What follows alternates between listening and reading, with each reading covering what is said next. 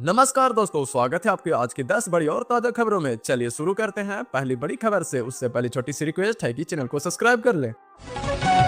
नमस्कार, मैं हूं अनूप कुमार और आप देख रहे हैं एजेडी न्यूज। बिहार में राशन कार्ड को लेकर इस वक्त नई बड़ी खबरें सामने आ रही है जो सीधे आपकी रसोई और आपकी जेब पर जुड़ी है। अगर आप भी राशन कार्ड धारक हैं तो अगले 2 मिनट आपके लिए बेहद महत्वपूर्ण है।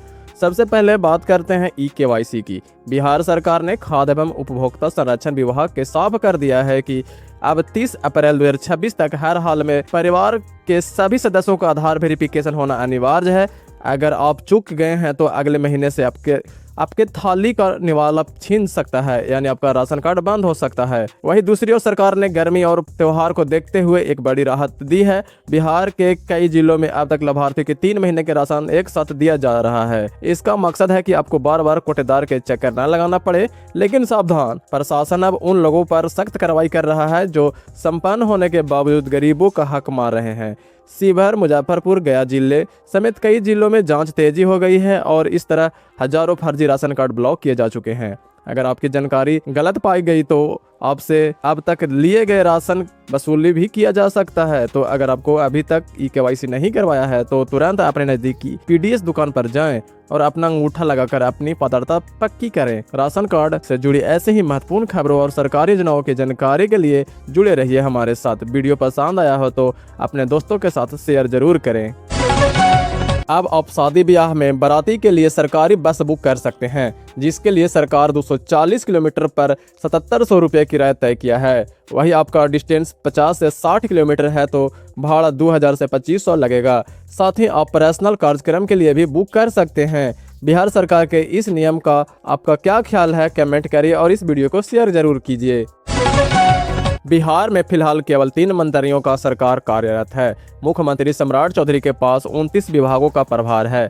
भाजपा के कोटे से अभी तक किसी मंत्री ने शपथ नहीं ली है। जनता दल यू के हिस्से से केवल 2 उप मुख्यमंत्री शपथ ग्रहण किए हैं। पहले यह अनुमान लगाया जा रहा था कि 29 अप्रैल को पश्चिम बंगाल में मतदान समाप्त होने के बाद 30 अप्रैल को मंत्रिमंडल का गठन किया जाएगा। लेकिन अब यह कहा जा रहा है कि बिहार में मंत्रिमंडल का गठन 4 मई को चुनाव परिणाम आने के बाद होगा। संभावित तिथि 6 मई बताई जा रही है। इस बीच मंत्रिमंडल की गठन को लेकर गतिविधियां तेज हो गई है। बिहार के मुख्यमंत्री सम्राट चौधरी 1 मई को 1 दिवसीय दौरे पर गया और बोधगया आएंगे। मुख्यमंत्री के आगमन को लेकर जिला प्रशासन एक्टिव मोड में दिखाई दे रहा है।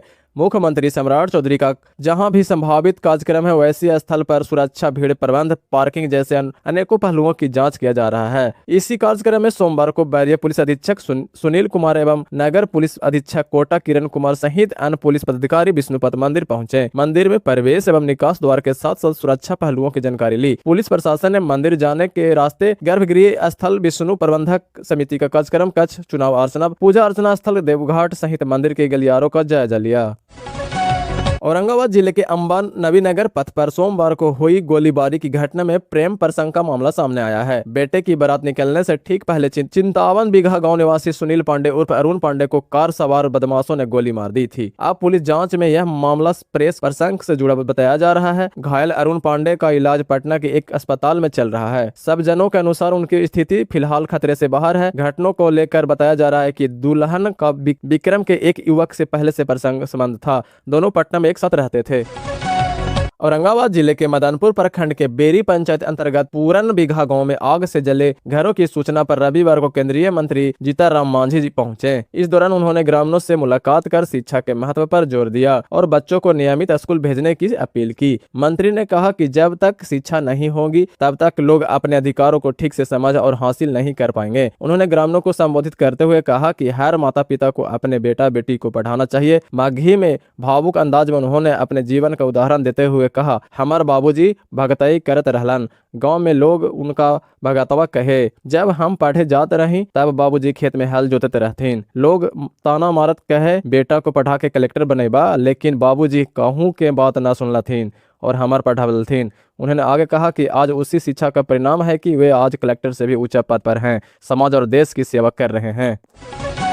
3 मई से शुरू हो रहा है निशांत कुमार की यात्रा को सद्भावना यात्रा का नाम दिया गया है। पहले चरण की यात्रा पश्चिम चंपारण से प्रारंभ होगी। जदयू के प्रदेश अध्यक्ष उमेश सिंह कुशवाहा व जदयू विधायक दल के नेता श्रवण कुमार भी साथ रहेंगे। जदयू के जिलाध्यक्षों व प्रखंड अध्यक्षों को भी दौरों के निशांत कुमार संवाद करेंगे।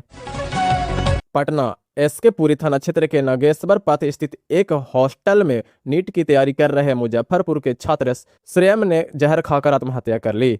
2 साल से अपार्टमेंट में रहने वाले श्रेयम की शव के पास से जहर का डिब्बा और सुसाइड नोट मिला। रूममेट परीक्षा के लिए घर गया है। बगल के छात्र अंश ने बताया कि पिछले 3 दिनों से वह असामान्य रूप से शांत था। कल देर रात तक बातचीत सुनाई दी। सुबह दरवाजा न खोलने पर तोड़ा तो बेड पर लाश मिली। हॉस्टल मालिक के अनुसार वह 2 साल से रह रहा था। फॉरेस्ट टीम की मौके पर पहुंची जांच की। राघव चड्ढा के बीजेपी में शामिल होने के पीछे असल में किसका हाथ है? हर कोई यही सोच रहा है। किसी आम आदमी पार्टी छोड़ने के लिए किसने मनाया? इस सवाल को लेकर राजनीति में लेकर फिल्म इंडस्ट्री तक हलचल मची हुई है। सोशल मीडिया पर अब एक नई वायरल हो रही है, वो ये है कि राघव को कहीं न कहीं प्रियंका चोपड़ा ने तो बीजेपी ज्वाइन करने के लिए नहीं मदद की है, लेकिन आखिर ये इतना वायरल क्यों हो रहा है? दरअसल इसके पीछे पंजाब के एक वरिष्ठ नेता का एक बड़ा खुलासा है, जिसमें उन्होंने कहा कि प्रियंका चोपड़ा की वजह से राघव ने बीजेपी ज्वाइन की है। पूर्व क्रिकेटर और राजनेता नवजोत सिंह सिद्धू की वाइफ नवजोत कौर सिद्धू ने राघव चड्ढा के आप छोड़कर बीजेपी में शामिल होने के पीछे की पूरी कहानी खुलासा की है। वह पंजाब के कदावर राजनेता नवजोत सिंह सिद्धू की पत्नी और कांग्रेस के पूर्व विधायक हैं। इंटरनेट के दुनिया में देश में एक और बवाल छिड़ गया है। लेंस कार्ड के ड्रेस कोड विवाद के महज कुछ दिनों बाद देश की प्रमुख एयरलाइंस एयर इंडिया अब इसी तरह के विवाद में फंस गई है। सोशल मीडिया यूजर्स ने एयर इंडिया के केबिन क्रू हैंडबुक के कथित पन्नों के स्क्रीनशॉट वायरल कर दिए, जिसमें क्रू के लिए शादी का जुड़ा मंगलसूत्र, बिंदी, सिंदूर, टीका, तिलक और कलावा जैसे हिंदू परंपरागत चीजें पहनने पर रोक बताई गई है। एक्स पर यूजर परनम महाजन ने इस स्क्रीनशॉट शेयर किए, जिसमें लिखा था कि ड्यूटी के दौरान बिंदी, सिंदूर, तिलक और कलावा पहनना मना है।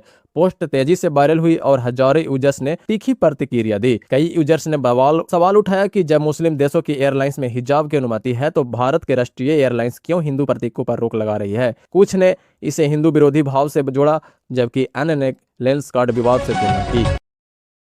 दोस्तों, ये थी आज की बड़ी और ताज़ा खबरें। आपको कौन सी खबरें सबसे ज़्यादा चौंकाने वाली लगी, कमेंट करके बताएं। और अगर वीडियो अच्छा लगा हो तो लाइक